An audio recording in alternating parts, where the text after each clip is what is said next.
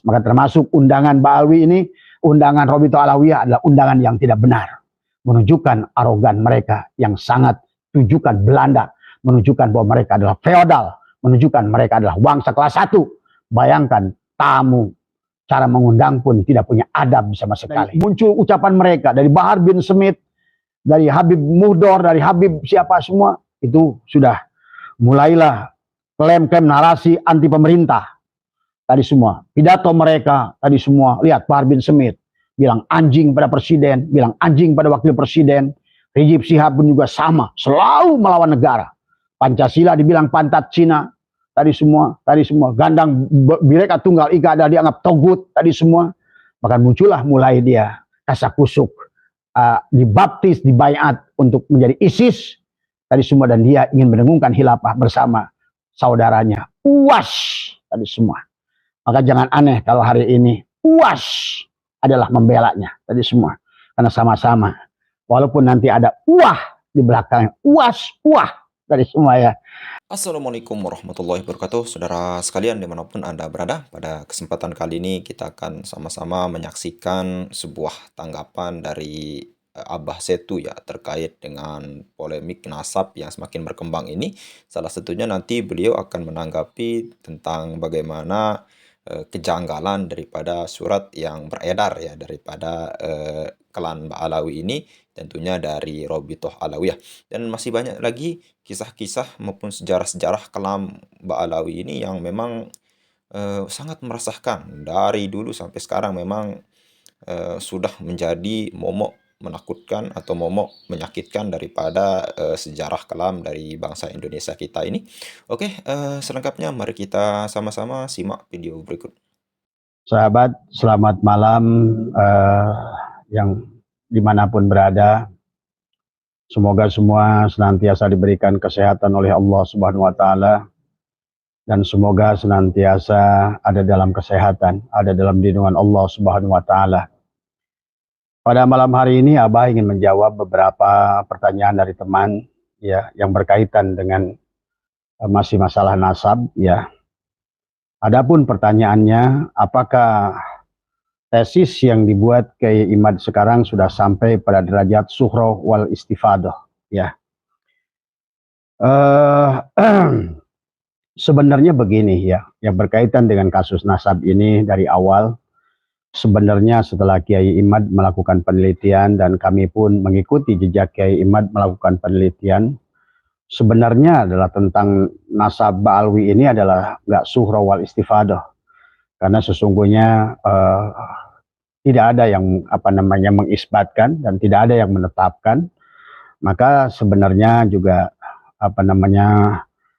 pembatalan ini adalah juga karena dianggap sudah oleh mereka dianggap suhroh wal istifadah.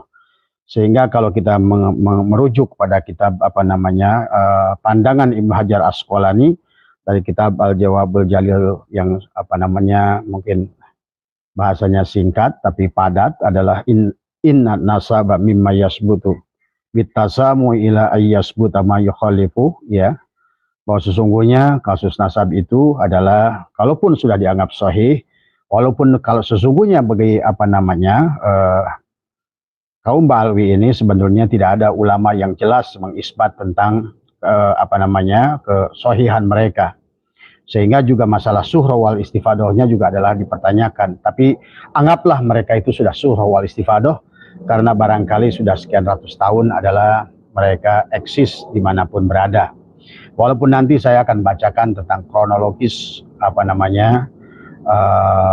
yang datang pembatalan dari Kiai Imad itu pun adalah punya landasan yang sangat kuat ya sahabat.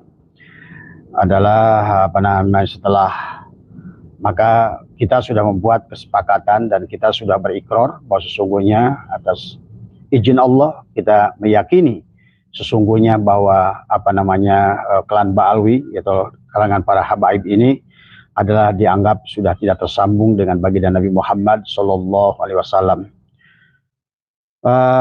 Pada malam hari ini ya, kalau ditanya kepada Abah oleh teman-teman, ada 28 orang yang bertanya kepada Abah yang berkaitan dengan ini, apakah sekarang berarti tesis Kiai Imad sudah suhroh wal istifadah? Nah, ini pertanyaan yang baik ya sahabat. Nah, kalau menurut pandangan Abah, surah wal istifadoh yang menurut pandangan ijma ulama, dan kita berpegang pada paham surah wal istifadoh menurut Imam Syafi'i.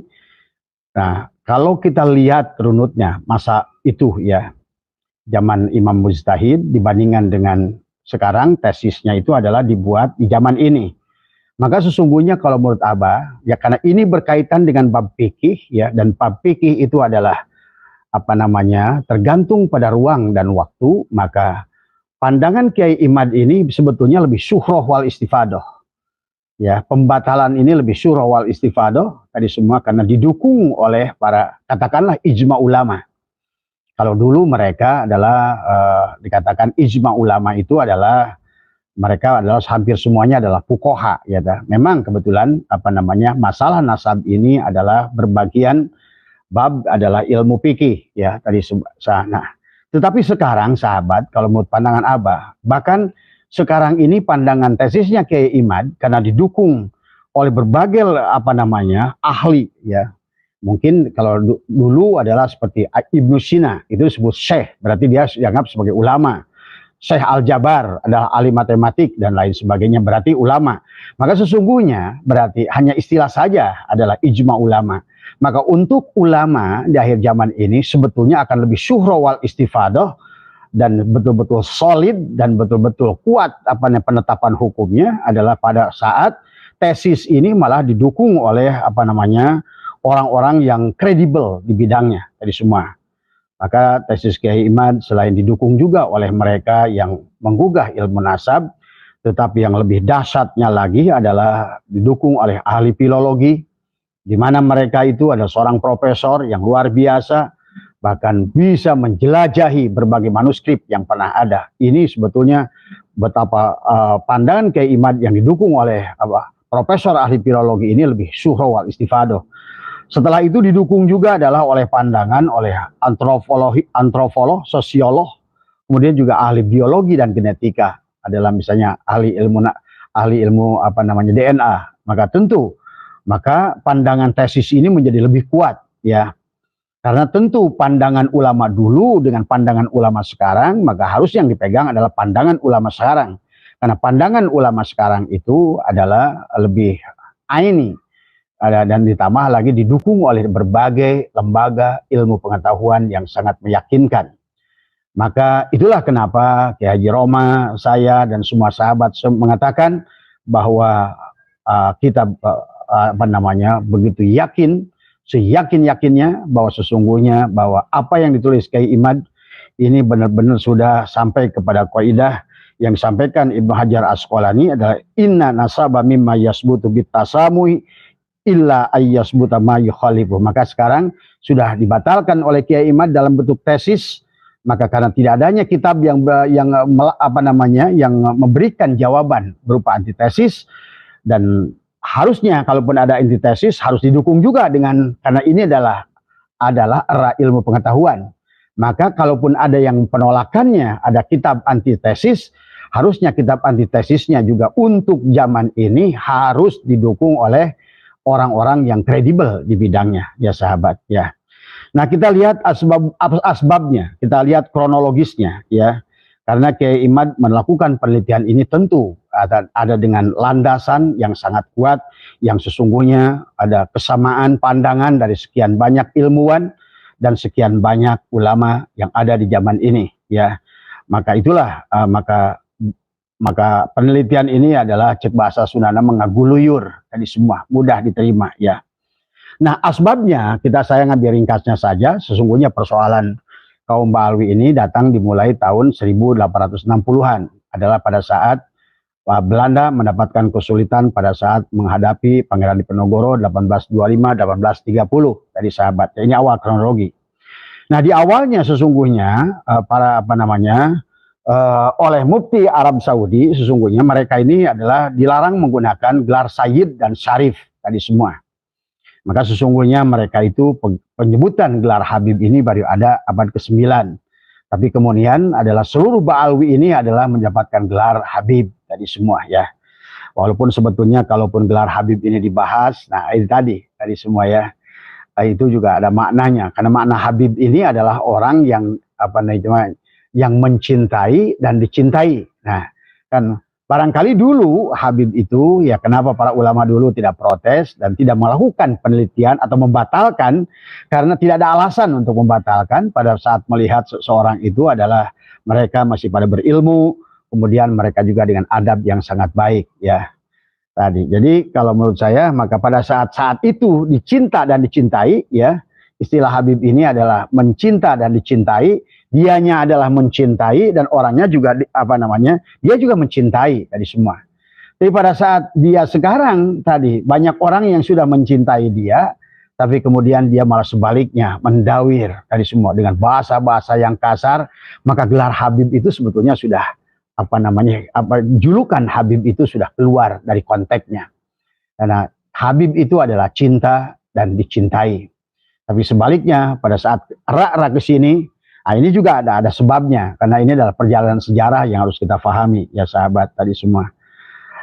Kemudian tujuan mereka yang didatangkan ke Nusantara adalah pasca di Penogoro itu adalah adalah untuk sebetulnya adalah kembali Belanda membuat metode dengan disebut divida et impera, adalah untuk memecah belah umat dengan menggunakan metodologi agama tadi semua, ya. Yang walaupun begitu di awal-awal nggak ada masalah karena mereka yang datang saat itu masih berilmu dan masih memiliki adab awal-awalnya tadi semua, ya. Jadi ini yang harus dipahami oleh kita, bahkan ya. Kemudian bahkan mereka pun, nah inilah mungkin nanti adalah muncul persoalan pada saat Habib Utsman bin Yahya menjadi Mufti Batavia. Nah ini sudah mulai muncul persoalan. Karena sebelum Habib Utsman bin Yahya itu banyak habaib ini yang sudah digelari adalah wali, ya, oleh pribumi, ya. Seperti Habib Hussein adalah Al-Idrus Luar Batang, kan itu dia lebih awal tadi semua, ya. Habib Al-Haddad yang ada di atau Bah Priuk, ya, tadi semua itu sudah tapi kemudian pada saat karena mereka memang tujuannya adalah, nah ini ya yang Abah pernah jelaskan, ada tujuan jangka pendek dan tujuan jangka panjang. Ada tujuan kecil untuk bangsa klan Ba'alwi ini sendiri, ada The Great Design adalah merupakan program besar dari satu lembaga adalah Zionis sebetulnya. Nah inilah dasarnya pada saat seseorang itu dinisbatkan kepada nama yang agung, inilah jadi persoalan. Maka saya tidak setuju dengan pandangan ulama-ulama, contoh adalah Gus Miftah, contoh lagi Abdul Ahyar, ya sudah mereka itu, kita husnudon saja, toh nggak ada ruginya. Kalaupun mereka itu salah, ya mereka itu tidak ada ruginya, karena tadi. Tapi kalau menurut saya adalah tidak bisa demikian, karena Habib ini memiliki tingkat akhlak yang beda-beda tadi semua. Kalau seandainya mereka itu berakhlak baik, dan mereka pun mencinta dan dicintai, sebetulnya nggak ada masalah sih kalau menurut saya tadi semua. Walaupun palsu, nanti kan ketahuan belakangan tadi semua, ya. Tapi kan persoalannya pada saat mereka itu adalah mendapatkan akhlak yang tidak baik, kemudian dinisbatkan kepada Rasulullah, dan sebagaimana kita tonton dari Habib-Habib yang ada ini, baik dari Bahar Smith, dari Ali Jindan, dari banyaklah Habib itu, justru Dzurriyyat Rasul itu dijadikan alat adalah untuk menjajah tadi semua. Dijadikan alat untuk menjajah secara agama, bahkan menempatkan doktrin-doktrin dengan khurafat-khurafat yang lebih dari 500 kata Kiai Haji Nur Ihya, saya belum baca kitabnya, ada 502 khurafat yang ditulis oleh Habib sendiri, dan itulah kitab itu satu-satunya yang didakwahkan. Mereka tidak pernah ngaji Fathul Mu'in, mereka tidak pernah mengaji Tufatul Muhtaj, mereka tidak pernah ngaji apalagi Ihya Ulumuddin, mereka tidak pernah ngaji adalah Al-Hikamnya Syato'ilah, atau Anwarul Qudsiyahnya Imam Sya'roni, atau Al-Fathur Rabbaninya Tuan Syabdul Qadir. Tapi yang mereka kaji adalah kitab khurafat itu, satu-satunya kitab, maka yang isinya adalah merupakan kisah palsu hanya untuk mempengaruhi umat supaya mereka adalah mendapatkan manfaat dari gelar itu. Maka saya nggak setuju dengan Gus Miftah membiarkan. Betul, saya ngerti dengan dalilnya. Husnudon itu baik tadi semua, ya. Husnudon itu baik selama, nah ini belum ada fakta, ya semua.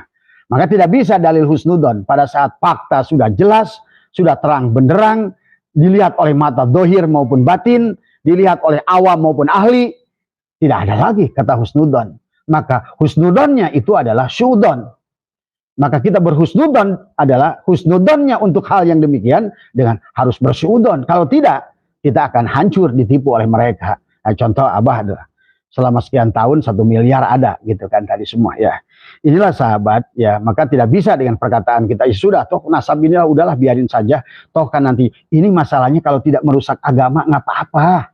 Kalau dakwahnya juga boleh-boleh saja bisa diterima, ilmu yang disampaikannya adalah ilmu, yang disampaikannya adalah ilmu, kemudian yang contohkannya adalah akhlak dan adab, nggak apa-apa sebetulnya.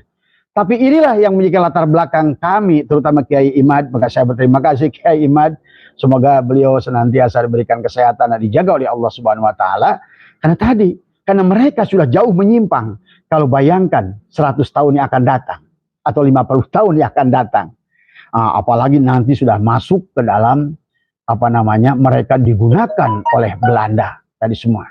Karena panggilan kepada Duriat Rasul itulah sebetulnya yang diberikan kepada Utsman bin Yahya. Yang pertama, pada saat di kapal sebelum sampai adalah ke Batavia, mereka sudah didoktrin di kapal bahwa mereka harus mengaku sebagai Duriat Rasul untuk kalian mudah mendekati ulama. Ini kan, ini ada teorinya, ada teori busuknya dari semua.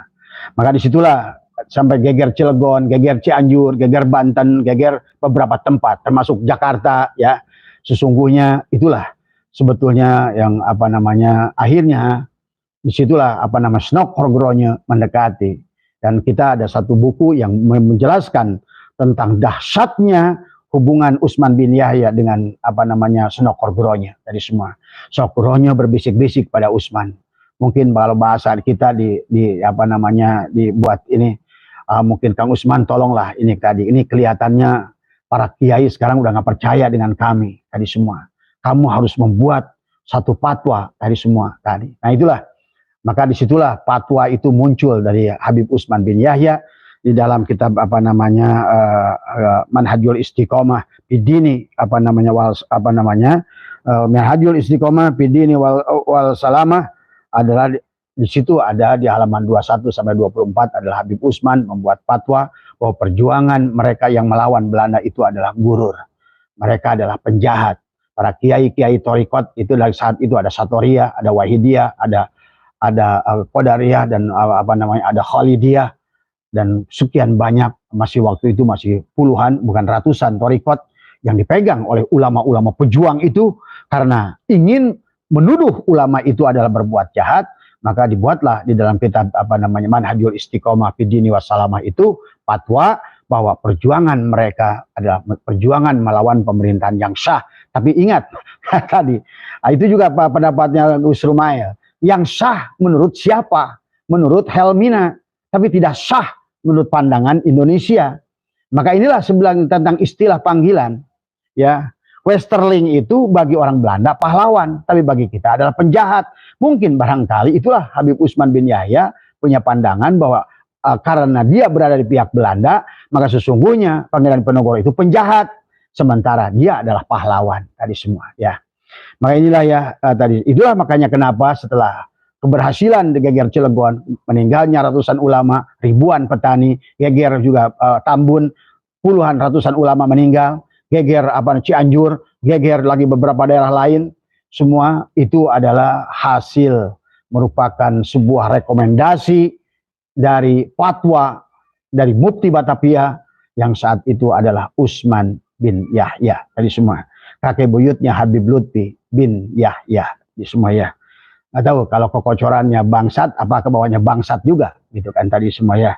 Ya biasanya begitu. Kalau garam itu nggak turun ke atas tapi ke bawah tadi semua ya. Tadi semua. Maka ke bawahnya pasti mau jauh beda tadi semua. Kalau engkongnya dia adalah pendukung Belanda, sekarang jadi Belanda ireng tadi semua ya. Nah inilah kemudian karena jasanya itulah. Maka Snok Horgronya mengajukan kepada Helmina atas jasa Habib Utsman bin Yahya. Saya punya videonya, habis Umar saya lagi dilantik. Tadi semua, dilantik oleh Ratu Helmina. Bahkan nanti di Masjid Pekojan, didoakan khusus buat hari ulang tahun pelantikan Ratu Helmina. Kemudian Habib Utsman bin Yahya berdoa begitu khusyuk, meminta panjang umur dan kesuksesan. Mungkin ditambah dengan semoga penjajahan makin lama di Indonesia. Nah ini kan Ini fakta sejarah yang tidak boleh dilupakan. Maka wahai bangsaku, masih bulan Agustus, maka jangan lali, ora lali. Tapi tujuan kita bukan untuk adalah untuk menyampaikan fakta, bukan menuduh siapapun. Maka silakan fakta adalah didebat dengan fakta tadi semua ya. Sebagaimana tesis harus dijawab dengan antitesis tadi semua. Maka itulah makanya Habib Usman bin Yahya mendapatkan adalah mungkin sekarang adalah bintang penghargaan yang dari gelar bintang salib singa tadi semua dari Ratu Helmina sebagai orang yang paling berjasa. Nah, itu rentetannya. Kemudian kita singkatnya saja, tahun 1928 mereka berdiri namanya Robitoh Alawiyah. Jadi Robitoh Alawiyah ini adalah semacam ormas saat itu. Maka Robitoh Alawiyah itu bukan nakobah yang untuk menentukan nasab seorang Habib, seorang Duriyat. Tapi kemudian nakobah itu menjadi lembaga nakobah yang bisa menentukan nasab. Bahkan kesininya oleh Mas Topik dijadikan bisnis nasab dari semua ya. Karena banyak korbannya, ada saya teman juga satu yang pernah ditawarkan, termasuk Bang Haji Roma Irama pernah ditawarkan, dan lain sebagainya. Artinya bahwa inilah merupakan metodologi bagi mereka, ini bertahap mereka itu ingin menguasai negara ini, tadi semua ya. Nah inilah kemudian juga sebetulnya mereka ingin menandingi NU, jadi bohong benar kalau seandainya mereka berkata, itulah yang katakan Habib Lutfi bin Yahya, bahwa Habib Hashim bin Yahya itu adalah salah satu bersama Sayyidina Khalil Bangkalan, adalah sebagai promotor berdirinya NU. Bagaimana mungkin? Dia aja udah berdiri adalah tahun 28 sengaja mendirikan. Kalau dia itu setuju ingin mendirikan NU, kenapa tahun 28 dia mendirikan Robitoh Alawiyah? Ya jelas ini justru untuk sebaliknya, untuk tandingan kepada NU. Nah, inilah ya sahabat tadi semua. Nah, nanti yang kemudian ada juga yang berdiri adalah mereka dari yang non Sayyid, yaitu adalah yang disebut dengan Al-Irsyad. Maka di Indonesia ini kalau Wahabi banyak dari kalangan Al-Irsyad dari semua. Nah, ini sebenarnya. Kalau Ba'alwi, ya, ini orang yang dulu sebetulnya adalah mengaku Duriyah.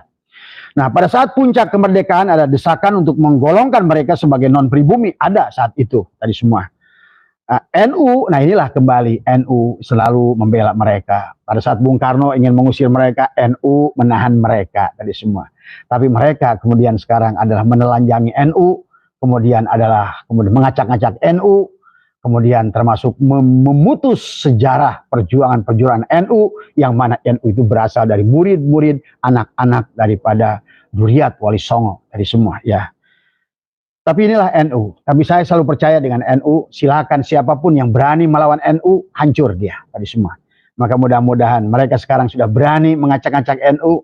Berarti sebagaimana PKI yang mereka juga sebagai promotornya dihancurkan. Tapi sekarang pun mereka berani, itu berarti sudah dekat kehancuran Ba'alwi ini semua ya. Tadi semua. Tapi kita harus hati-hati ya. Kemudian tahun 98 menjelang keruntuhan Orde Baru, mereka diberi panggung PAM Swakarsa ya saat itu ya.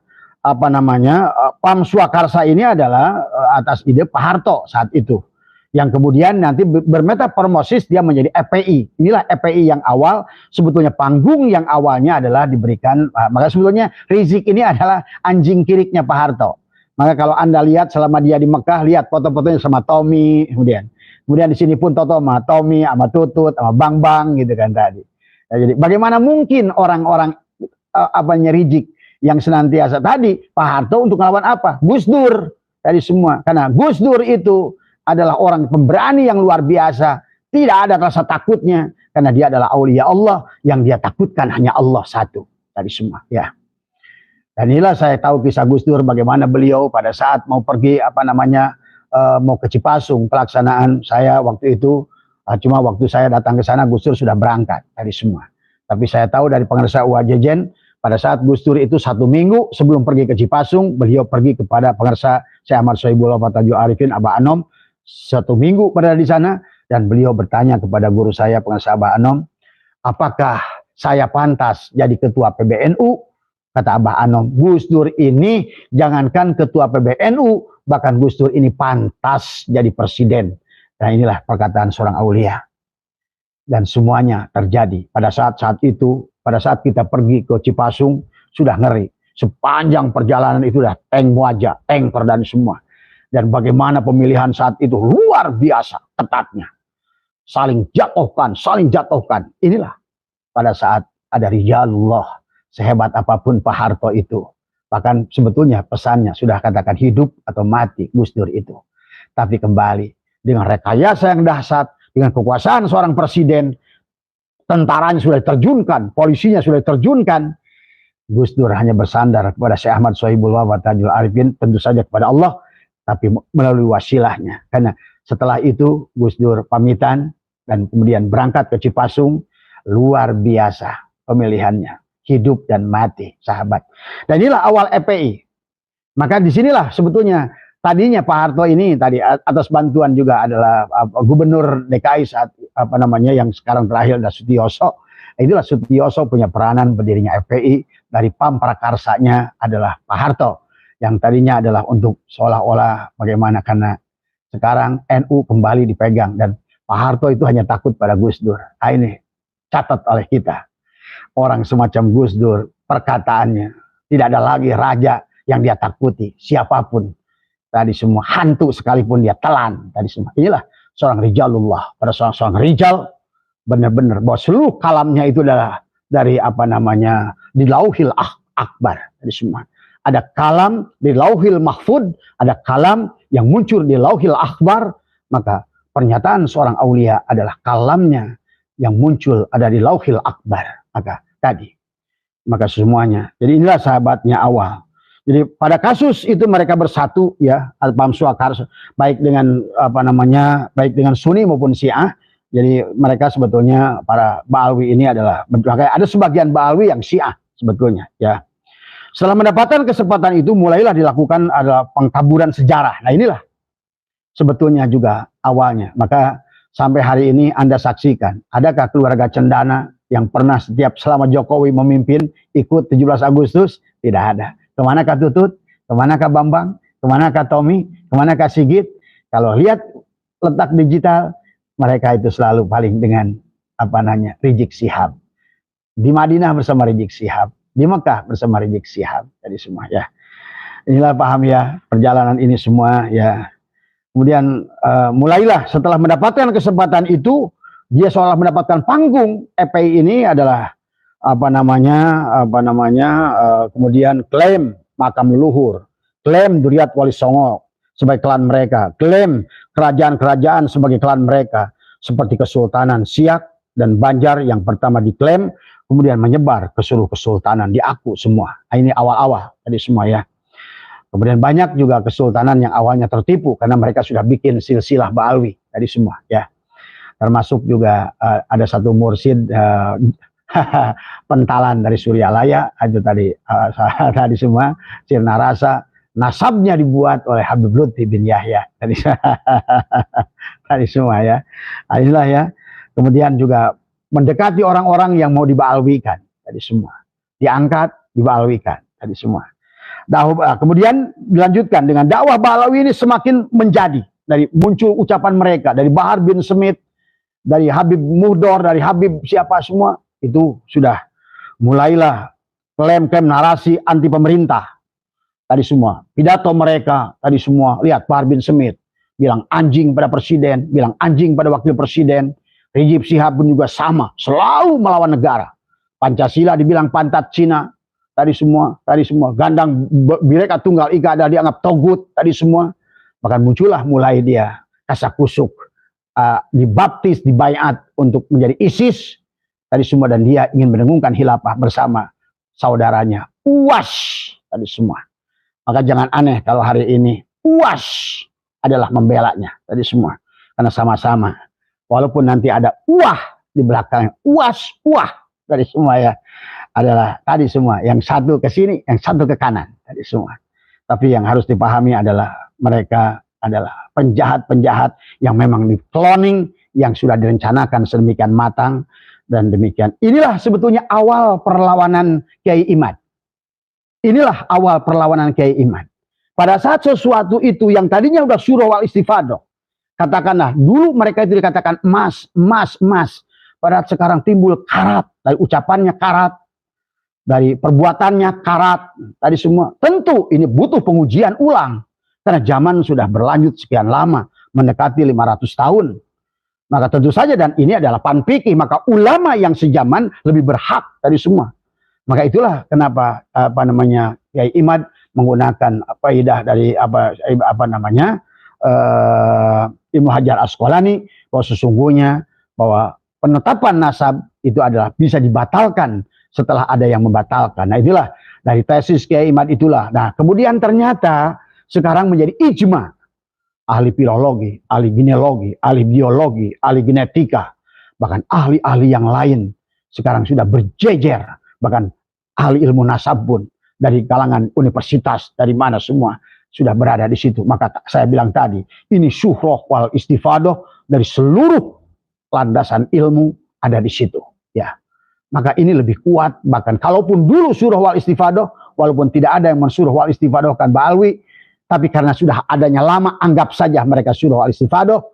Tapi sekarang syuhroh wal istifadohnya lebih kuat. Kenapa? Karena Allah sudah sekarang lebih membuat sebuah teknologi yang lebih mudah untuk melakukan apakah sesuatu itu adalah benar atau salah.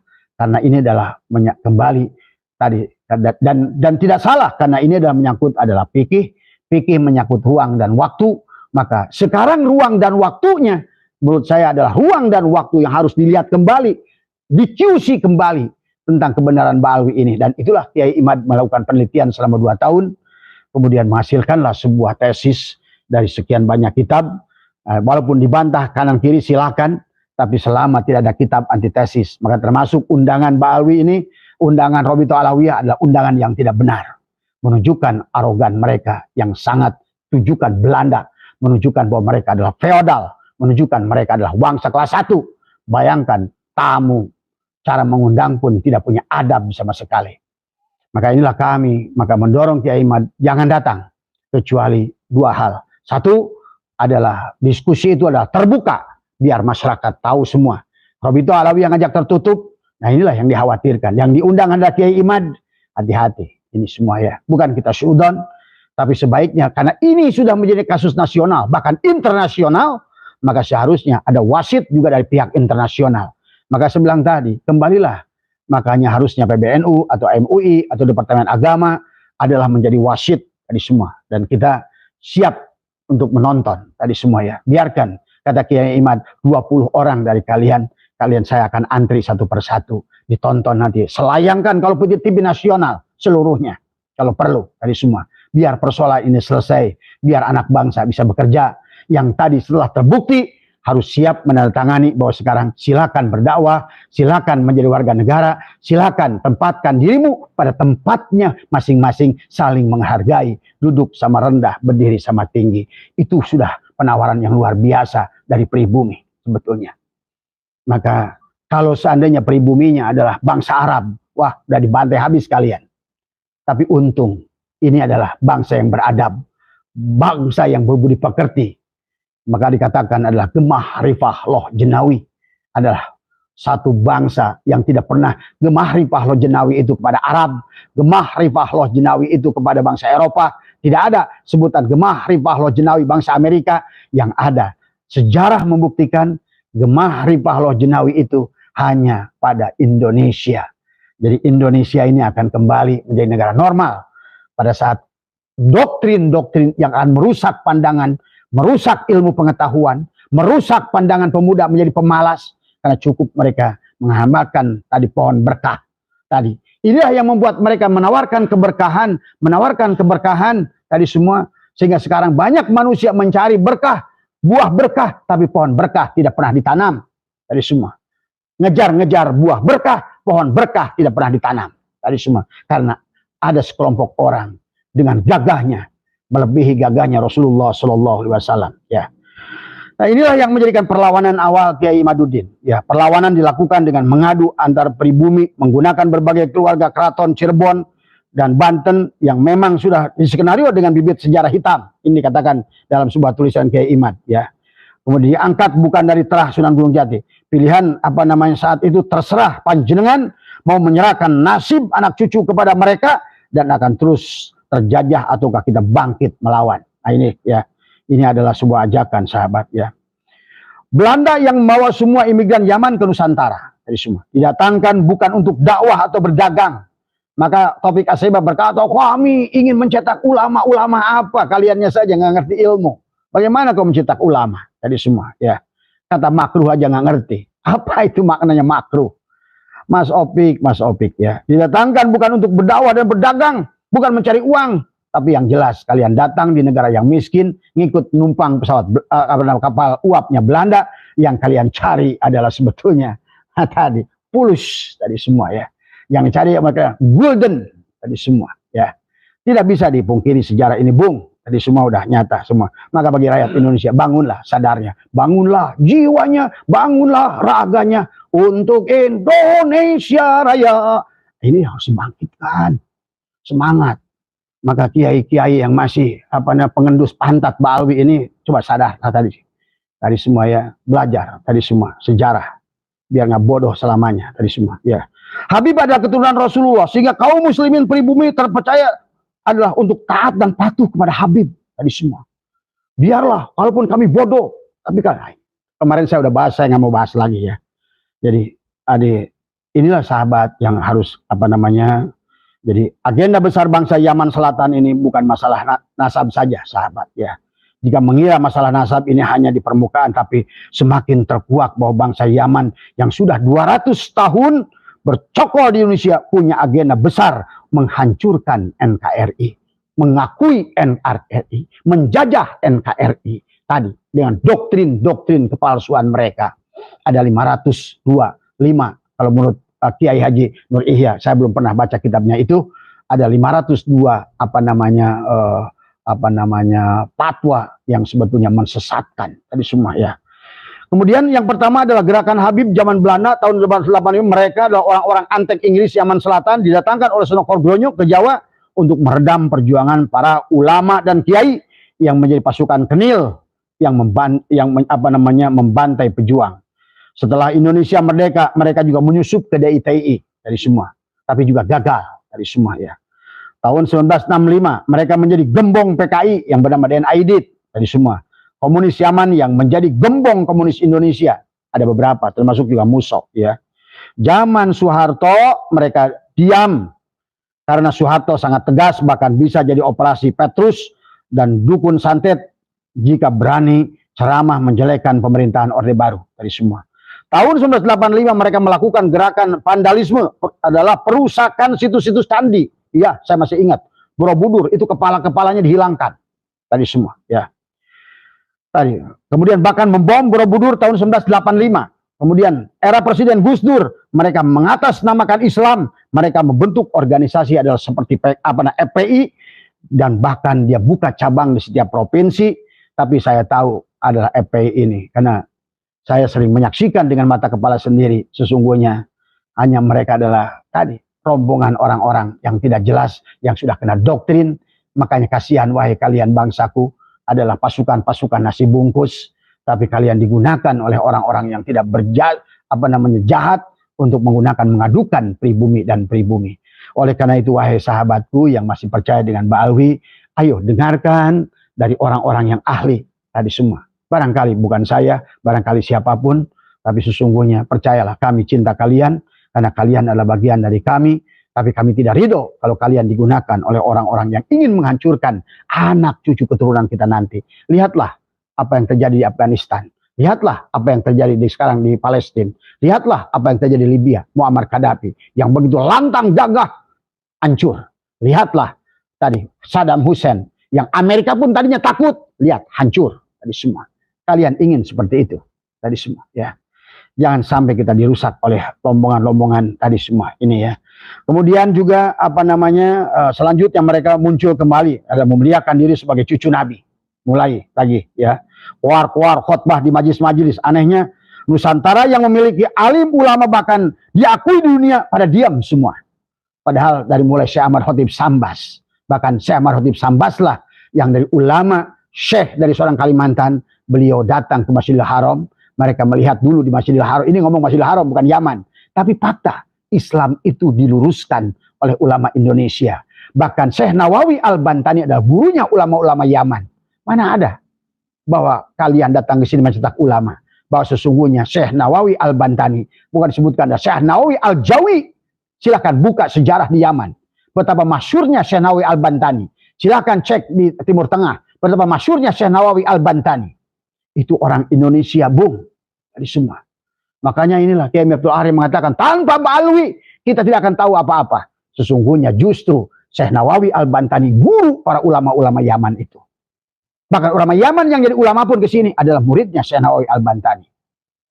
Bahkan Syekh Ahmad Khatib Sambas membuka halakohan di Masjidil Haram. Datanglah Syekh Khalil Bangkalan, Syekh Hasyim Asy'ari, Kiai Hasbalah. Kemudian datanglah juga Syekh Abdul Karim, Syekh Tolhah tadi berguru ke sana. Bukan ke orang Arab, apalagi orang Yaman, tapi ke ulama kita sendiri yang ada di sana. Pulanglah kemudian Syekh Abdul Karim, tapi karena dia harus ke Madinah, pulanglah Syekh Tolhah ke sini, maka Syekh Tolhah kemudian menjadi mursyid Thariqat Qadiriyah wa Naqsabandiyah. Setelah itu beliau wafat, mengangkat adalah Syekh Abdullah Mubarak bin Muhammad. Setelah Syekh Muhammad wafat, mengangkatlah Syekh Ahmad Sohibul Wafat Tajul Arifin. Ini jalur Suryalaya. Kalau jalur Banten, kalau jalur Surabaya, jalur Purwokerto, jalur Tegal, itu memang silakan, karena sanad, yang penting sanad adalah tersambung. Yang penting itu yang penting ya. Maka inilah sahabat ya yang harus dipahami ya, bahwa jelas bahwa mereka itu ya setelah diteliti oleh Kiai Imad kemudian tadi, maka satu-satunya jalan adalah kalau menurut saya bukan debat tadi semua ya. Satu-satunya jalan bagi saya adalah lebih cenderung ini adalah diadakan debat terbuka, atau mungkin tidak cukup sehari, bisa 2 hari, 3 hari. Silakan. Pertama adalah dari kalangan Ba'alwi membantah dulu dari kitab Kiai Imad, karena ini adalah tesis, ada kitabnya, rujukannya.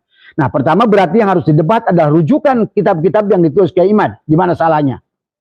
Setelah itu didebatkan semua, nanti mungkin di sini ada menang, ada yang kalah, ini ada salah, ada menang, tapi tetap di penghujungnya, karena sesungguhnya yang berkaitan ini alam keterbukaan, ini alam teknologi, maka di penghujungnya untuk menentukan sesuatu yang masih abu-abu, tidak bisa kita berpegang kepada hisab, tidak bisa berpegang kepada kitab yang ditulis zaman dulu, maka kitab yang sekarang, yang sejaman adalah harus dibantah dulu oleh kitab yang sejaman tadi semua. Ya. Setelah itu di penghujungnya, karena ini faktor fikih dan ada faktor genetika, maka yang paling aini adalah dengan tes DNA, baik dari kita kepada siapapun yang mengaku tadi semua. Ya. Karena saya rasa tidak ada dari kalangan yang lain yang, karena tidak ada yang pernah ngaku, yang tidak ngaku nggak usah dites DNA, yang ngaku saja. Artinya bahwa Ba'alwi sudah menyatakan adalah duriat Nabi, maka berarti seluruh Ba'alwi itu adalah harus dites. Tapi tidak usah seluruhnya. Kalau cukup As-Sagab 1, Al-Hadad 1, walaupun punten. Saya kasih tahu kepada kalian semua, sebetulnya udah diambil As-Sagab, Al-Hadad, Al-Atos, tadi semua. Al-Nges, Al-Incan, tadi semua. Tadi ya, Al-Manak, alkohol tadi, Al-Gojo udah dites tadi semua ya, dan ternyata semuanya hasilnya 0 besar semua ya. Makanya inilah kenapa mereka nolak tes DNA, mereka juga tahu. Terus setelah itu bagaimana? Tentu kita ini orang Indonesia, sebagaimana Rasulullah selalu mengampuni pihak yang kalah, karena di sini bukan kalah dan menang, tinggal bagaimana sikap positif kalian tadi semua ya. Walaupun tidak sedikit yang ingin mengusir orang pendatang-pendatang ini yang tidak punya rasa malu di tanah air ini. Maka saya pada saat dikatakan dengan nasionalisme, bagaimana mendengarkan adalah kakek saya, bapak saya, tadi semua. Sampai matanya, istilahnya, kemudian kakinya, jalan digarit, Anda kena hasil tadi. Perlawanan dengan Belanda, tapi mereka yang pada sahabat zaman Belanda poya-poya, sekarang ingin poya-poya, menang kabeh ente, tadi semua ya. Dan kalian orang-orang bodoh yang ikut dengannya, tolong jangan bodoh lagi. Karena nggak ada pohon berkah dari orang tidak berkah, percayalah tadi semua. Ya, tadi orang ngejar-ngejar pohon berkah, tadi ngejar-ngejar buah berkah, pohon berkah nggak ditanam, ngejar-ngejar pohon buah pisang nggak ditanam. Begitu yang nggak berkah mati, kalian mati dalam keadaan tidak berkah. Itu saja, mudah-mudahan sehat semua ya.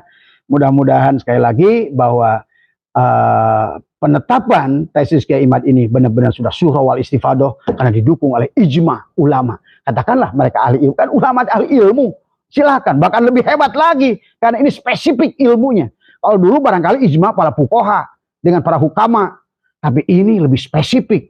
Filologi ada, antropologi ada, kemudian termasuk juga tes genetikanya ada, semua. Tes nasabnya ada, ahli sejarahnya ada. Maka kata saya, inilah penetapan surah wal istifadah yang paling kuat yang belum pernah ada sebelumnya. Karena menetapkan sesuatu benar-benar didukung oleh ahli-ahli tadi semuanya. Bukankah kata Allah, fas'alu ahla dzikri in kuntum la ta'lamun. Tanyalah ahlinya.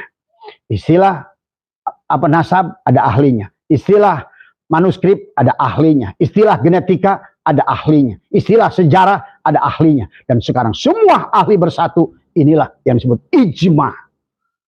Ijmanya bukan ijma. Ini rajanya ijma. Tadi semua. Mau apa lagi? Tadi semua ya. Nah, kalaupun nanti Kak Balwi mau menentang, silakan ahli yang kalian rujuk. Biar kita nanti di pengadilan kalau perlu adalah filologi lawan filologi. Cari filologi. Karena yang setahu saya adalah sekarang adalah profesor filologi yang ada pada kami adalah yang terbaik dari semua. Profesor yang bicara tentang sejarah Anhar Gonggong yang udah yang terbaik. Nggak ada lagi yang lain lebih baik dari dia, dari semua. Jadi kalau seandainya sekarang udah disepakati oleh mereka-mereka yang terbaik, maka berarti Kiai Madudin ini, tesisnya ini sudah benar-benar didukung oleh mereka semua. Katakanlah banyak kelemahannya, tapi begitu pendukungnya begitu kuat. Kata saya inilah ijma dari semua. Semoga ada manfaatnya dan semoga kasus nasab ini cepat selesai. Oke, saudara sekalian, luar biasa sekali apa yang disampaikan oleh Abah Setu ya, panjang dan lebar. Kita dengarkan bersama, itu baik dari apa yang disampaikan melalui ilmu pengetahuan beliau maupun pengalaman-pengalaman selama beliau hidup di dalam menganalisis atau mengamati daripada perjalanan NKRI kita, baik itu pada zaman Soeharto maupun zaman Gus Dur ya. Dan menarik sekali apa yang disampaikan oleh Abah Setu tadi terkait masalah almarhum Gus Dur ya, yang menyatakan bahwa beliau itu hanya takut kepada Allah Subhanahu wa taala. Dan Pak Harto pun itu takut sama Gus Dur ya. Kenapa? Karena Gus Dur ini merupakan perkataannya yang memang luar biasa sekali. Walaupun itu nyeleneh, namun ada benarnya gitu. Nah, terkait dengan hal itu, penyampaian Abah Setu ada hal yang sangat penting untuk kita bahas pada kali ini, yaitu yang pertama kata beliau itu sebenarnya surah al-istifadah yang dibatalkan, pembatalan nasab Ba'alawi yang dilakukan oleh Kiai Madudin ini merupakan surah al-istifadah yang sangat kuat ya. Bahkan lebih kuat daripada surah al-istifadah dari nasab Ba'alawi ini, dari ulama-ulama fuqaha terdahulu kata Bas itu. Kenapa? Karena surah al-istifadah pembatalan nasab Ba'alawi ini yang dilakukan oleh Kiai Madudin itu adalah surah al-istifadah yang didukung oleh berbagai macam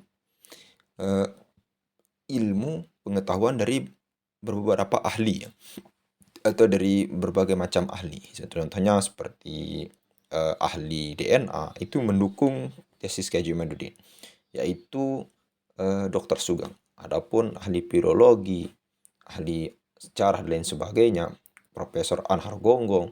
Lalu kemudian dari segi filologinya, Profesor Manahem Ali, itu merupakan ahli-ahli yang memang terbaik pada saat ini ya.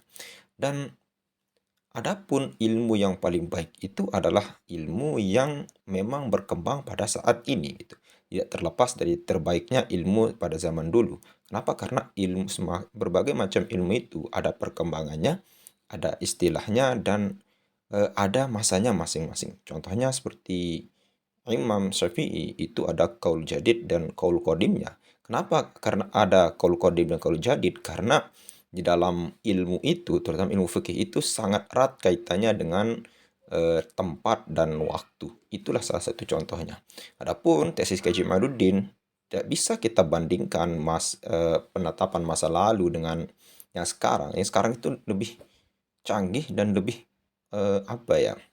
menggunakan ilmu pengetahuan modern ya, dari segi ilmu biologi dan lain sebagainya. Dr. Sugeng saja sampai sekarang tidak ada yang berani melawan beliau dari segi ilmu genetikanya ya, ilmu biologinya ya. Itulah kekuatan daripada ilmu yang sekarang. Itu yang pertama. Yang kedua, ulama dulu tidak meneliti nasab Alawi. Nah, ini yang paling sering muncul ya. Kenapa? Karena ya nasab Alawi dulu itu akhlaknya masih baik gitu. Tidak seperti sekarang munculnya Habib Rizik, Bahar bin Smith. Itu merupakan perusak daripada apa ya? Citra habaib ya. Inilah yang menyebabkan daripada munculnya penelitian Haji Jamaluddin. Berangkat dari penasaran beliau, apakah benar orang-orang seperti ini bertawah dengan sangat keras, mencaci maki pemerintah, menggunakan nama-nama hewan. Apakah benar seperti ini gitu? Akhlak keturunan Nabi Muhammad SAW. Muncullah tesis Haji Jamaluddin yang sangat mengguncangkan kita untuk saat ini. Lalu kemudian yang ketiga, saya tidak setuju dengan, nah ini perkataan beliau, dengan perkataan Kiai Haji Miftahul Akhyar ya, Rais Am PBNU yang mengatakan kita husnuzon saja, toh apapun yang mereka lakukan tidak ada dampaknya untuk kita. Ini sangat hal yang kita tidak setuju sekali gitu. Iya, memang dari segi mereka apa yang lakukan, baik itu kejahatan dan sebagainya, kalau tidak merugikan orang lain ya tidak apa-apa. Tapi ini sudah banyak sekali yang tertipu. Bahkan abah saya itu pun tadi menjelaskan saya tertipu 1 M ya. Bayangkan 1 M yang ditipu. Ya berbagai macam modus itu di batu biasa yang dijual dengan harga jutaan dan tidak sesuai dengan harga dan kualitas apa yang dijual. Itu merupakan sebuah penipuan berkedok agama ya saudara sekalian. Nah, ada hal yang menarik juga yang disampaikan oleh abah saya itu. Ini terakhir yang bisa kita sampaikan ya, yaitu Rizik, Bahar, UAS, dan wah itu merupakan mereka-mereka ini kata abah saya itu orang yang setuju dengan pendirian khilafah. Nah, karena itu Habib Rizik dan Bahar itu merupakan bisa kita bilang penyokong daripada berdirinya khilafah ya. Dan kalau kita lihat awal-awal ceramah beliau dulu, Ustaz Abu Somad itu sangat menyetujui daripada berdirinya khilafah. Oleh karena itu, Ustaz Abu Somad ini membela mati-matian daripada Ba'alawi ini karena sama-sama tujuan mereka sama. Dan muncul lagi satu lagi yaitu Ustaz Hadi Hidayat yang menuntut untuk menghentikan ini. Ya, kita akan menghentikannya kalau mereka berhenti menjadi mengaku menjadi zuriat Nabi Muhammad SAW. Oke, saudara sekalian, mungkin hanya itu saja yang bisa kita sampaikan. Sekian, assalamualaikum warahmatullahi wabarakatuh.